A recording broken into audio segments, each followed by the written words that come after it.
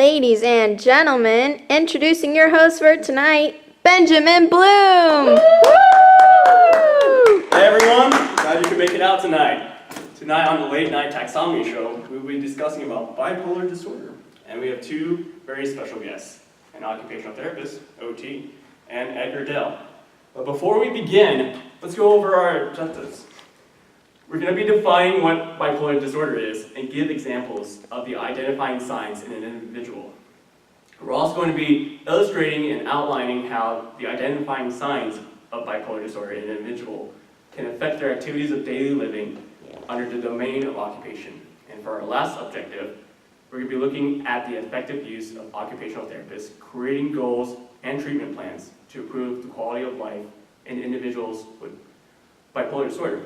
So, let's give a round of applause for our OT. Woo! Hi. How you doing? Thanks for having me. Thank you. Welcome to the show. All right. Hello, What do you have for us everybody. today? I'm going to discuss the three different types of bipolar disorder. So type 1 is called bipolar disorder 1. This means a person would have one manic episode followed by one hypomanic or major depressive episode. And for bipolar 2 disorder, this would be a case where somebody has had at least one hypomanic and one major depressive, but they've never had a manic episode.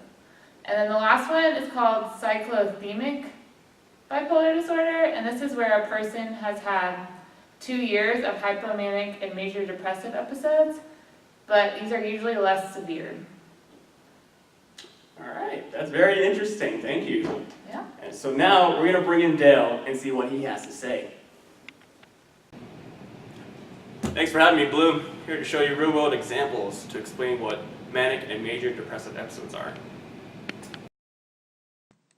In this clip, the patient is experiencing a manic episode. There are two types of mania. Hypomania, which is usually less severe as it generally only lasts a few days. Mania, on the other hand, lasts for a week or more and has a severe negative impact on a person's ability to do daily activities. It can also include an episode of psychosis, including hallucinations.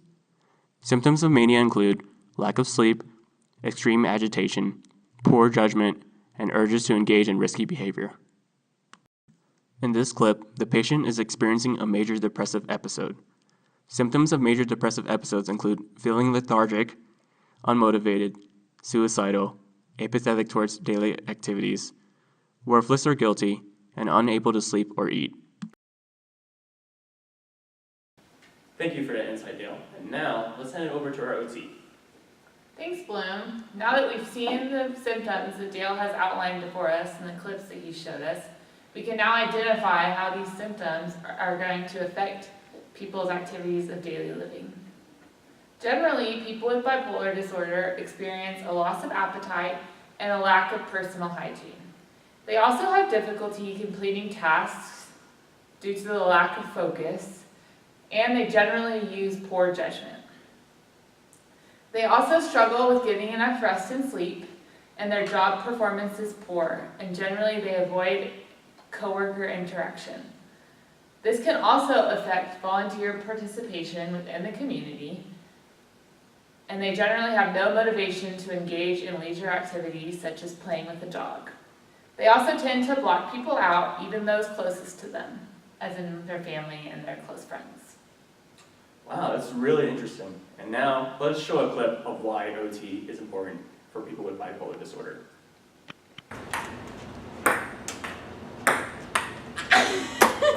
So I love my occupational therapist, and she's definitely helped me to be more interactive with people and to love living my life. For example, we go out and we play ping pong, and it's a lot of fun. Even though I mess up, it's still whatever. It's just part of life and being happy.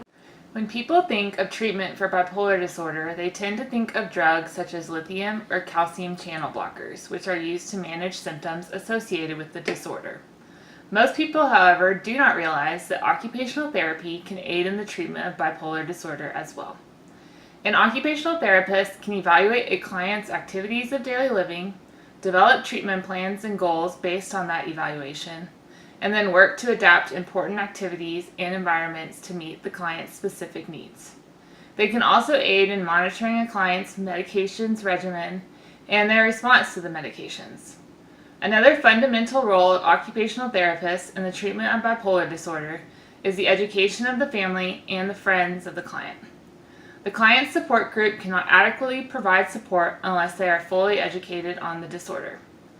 As an OT treating bipolar disorder, I would say my main goal is to teach my client how to manage their symptoms in a way that they won't get in the way of the client's ability to engage in occupation. Occupational therapists go beyond the drugs when treating bipolar disorder in order for their clients to lead their most functional lives. Thank you for being on tonight's show. And that's a wrap for the Late Night Taxonomy Show. Let's roll those credits.